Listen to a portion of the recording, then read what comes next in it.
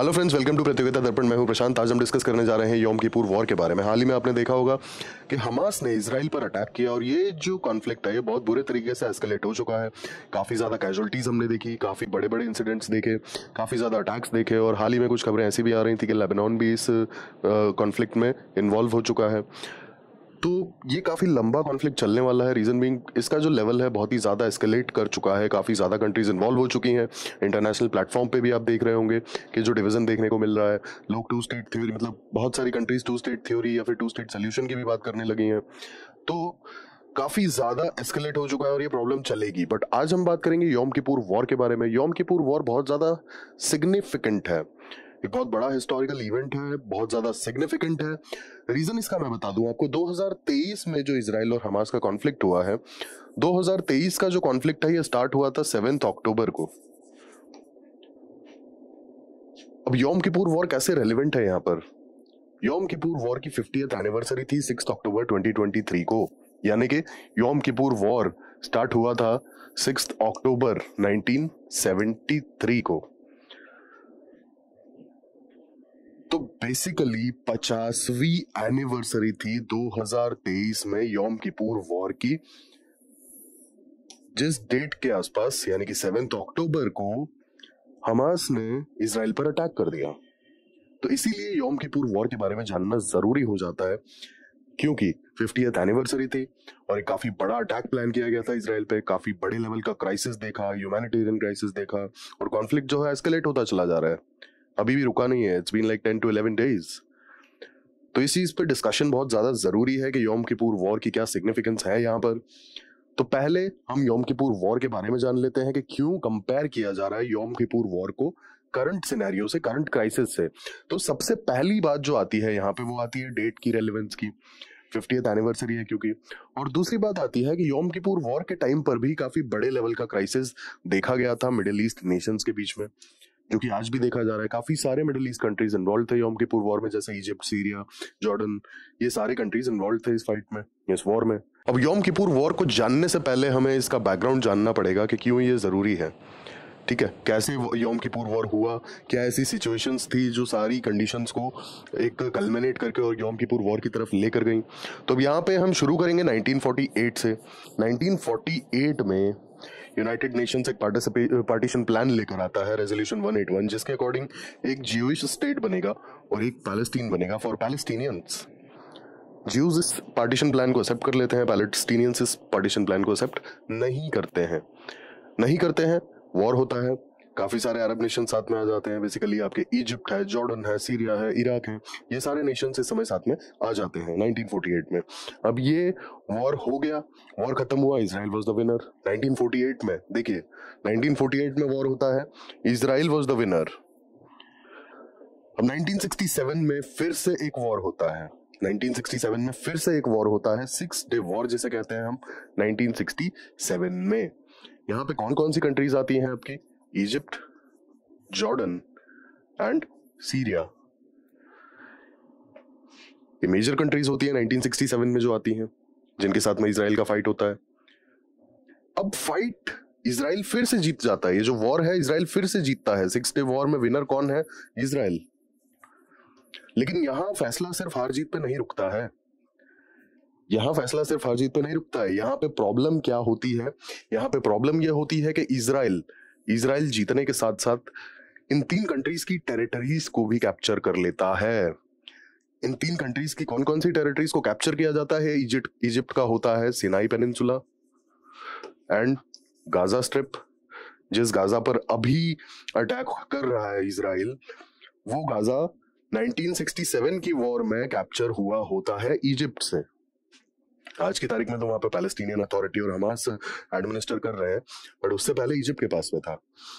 तो इजिप्ट से सिनाई पेनिनसुला और गाजा स्ट्रिप को कैप्चर किया जाता है।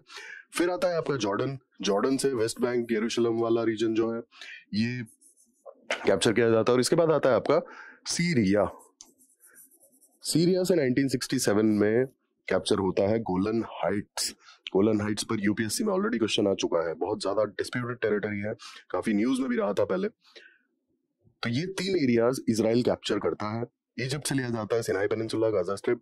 वेस्ट बैंक लिया जाता है जॉर्डन से, और लास्ट में आता है आपका गोलन हाइट्स, जो कि लिया जाता है सीरिया से। अब ये जब रीजन सब कैप्चर हो जाते हैं, इजराइल जीत जाता है, तो यहाँ पर आप देखिए कंडीशंस। इजराइल दो वॉर जीता है बैक टू बैक, 1948 की भी और 1967 की भी। अब 67 की वॉर में खास बात क्या है कि इजराइल ये जो 3 कंट्रीज हैं इनकी टेरिटरीज भी कैप्चर कर लेता है। अब टेरिटरीज कैप्चर होने के वजह से कंट्रीज को लगता है कि इजराइल इज इनविंसिबल, इजराइल से जीता नहीं जा सकता। बट यहाँ पे प्रॉब्लम एक और थी कि इजराइल नेगोशिएशन टेबल पे भी आने के लिए तैयार नहीं था। इजराइल नेगोशिएशन टेबल पे आने के लिए तैयार बिल्कुल भी नहीं था। अब 6 साल के बाद 1973 में 6 साल के बाद 1973 में सीरिया और इजिप्ट मिलके दोबारा से अटैक करते हैं। एक सरप्राइज अटैक होता है। इसकी डेट 6 अक्टूबर 1973, 6 अक्टूबर 1973 को दोबारा से अटैक किया जाता है। कौन कौन सी कंट्रीज अटैक करती हैं? Syria as well as Egypt. Egypt और सीरिया साथ में आके अटैक करती हैं इजराइल के ऊपर, और काफी सरप्राइज अटैक होता है। इजराइल को टाइम लगता है रिटालिएट करने में, बट जब इजराइल रिटालिएट करता है काफी भयानक रिटालिएट करता है। अब यहाँ पे एक खास बात मैं आपको बता दूं कि जब तक इजराइल रिटालिएट नहीं करता है ना, जब तक इजराइल रिटालिएट नहीं करता है 1973 में जो अटैक होता है, तो इजिप्ट और सीरिया की ये कंडीशन होती है कि वो अपनी जो लॉस्ट टेरिटरीज थी ना, सिनाई पेनिनसुला और गोलन हाइट्स, सिनाई पेनिनसुला और गोलन हाइट्स को वो ऑलमोस्ट रिकैप्चर करने वाले होते हैं, ऑलमोस्ट।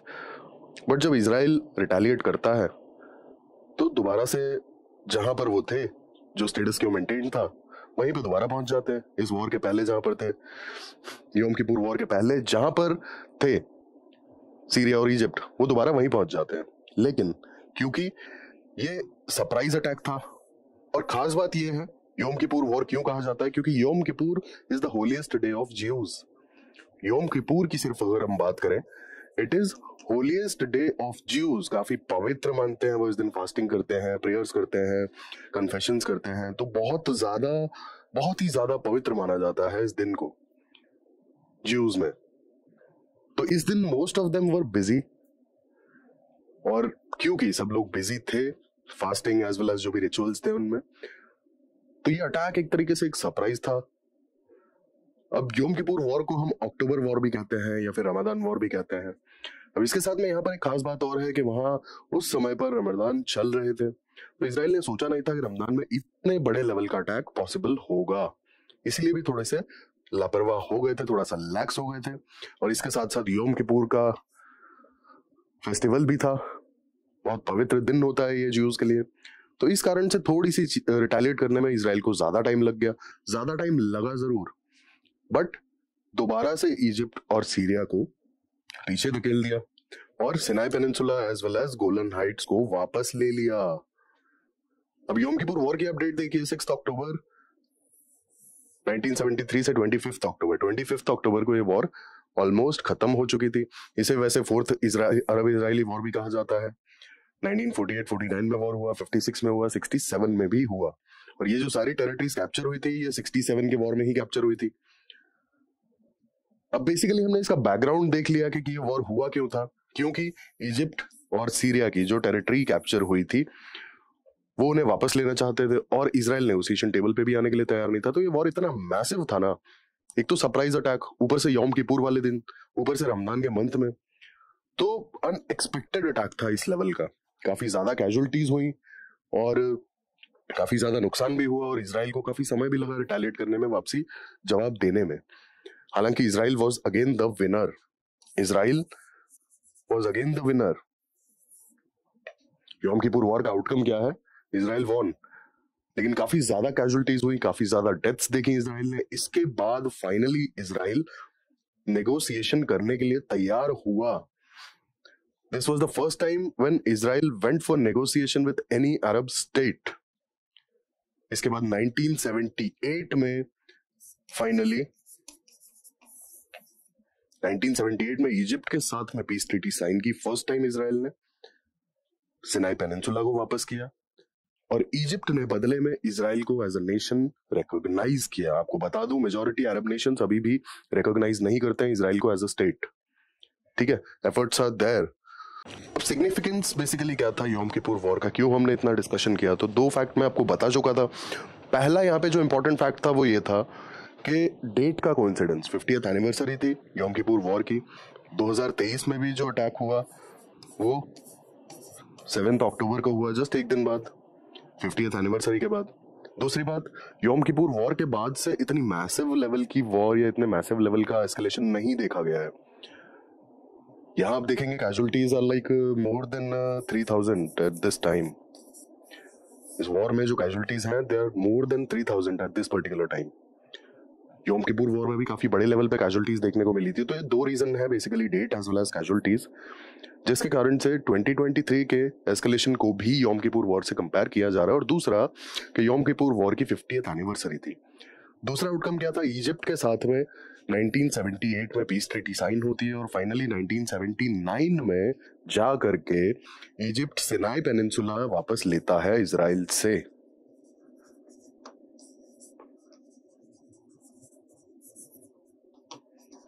अब यहां पर एक सिग्निफिकेंट चीज और भी है, योम किपुर वॉर यानी कि 1973 के पहले इजराइल कभी किसी भी अरब स्टेट से नेगोशिएट नहीं करता था। योम किपुर वॉर के बाद पहली बार ऐसा हुआ कि इजराइल इजिप्ट के साथ में नेगोशिएशन टेबल पर आया। तो बहुत से थ्योरिस्ट इस बात को भी कहते हैं कि एक्चुअल में इजिप्ट और सीरिया का मेन मोटिव इजराइल को हराना नहीं था, योम किपुर वॉर में नेगोशिएशन टेबल तक लेकर आना था, क्योंकि उससे पहले इजराइल नेगोशिएशन टेबल पर आने तैयार नहीं था। इसीलिए इस मास लेवल का अटैक प्लान किया गया, काफी बड़े लेवल पे कैजुअलिटीज हुई और एक सरप्राइज अटैक में ही वो इजराइल को इतनी बड़ी कैजुअलिटीज दे सकते थे। इतने बड़े जो लॉसेस फेस किए हैं इजराइल ने, वो सिर्फ और सिर्फ एक सरप्राइज अटैक की वजह से ही कर पाया था 1973 के योम किपुर वॉर में। और इस वॉर से ये साबित हो गया कि इजराइल इनविंसिबल नहीं है। ठीक है, इजराइल इनविंसिबल नहीं है, इजराइल को हराना मुश्किल है, लेकिन इजराइल को चोट पहुंचाई जा सकती है, इजराइल को चोट दी जा सकती है। तो ये था योम किपुर वॉर का पूरा डिस्कशन। हमने देखा किस तरीके से 2023 के एस्केलेशन में योम किपुर वॉर का सिग्निफिकेंस है, और क्योंकि 2023 का एस्केलेशन योम किपुर वॉर की 50th एनिवर्सरी से कोइंसाइड करता है, इसलिए ज्यादा इंपॉर्टेंट हो जाता है।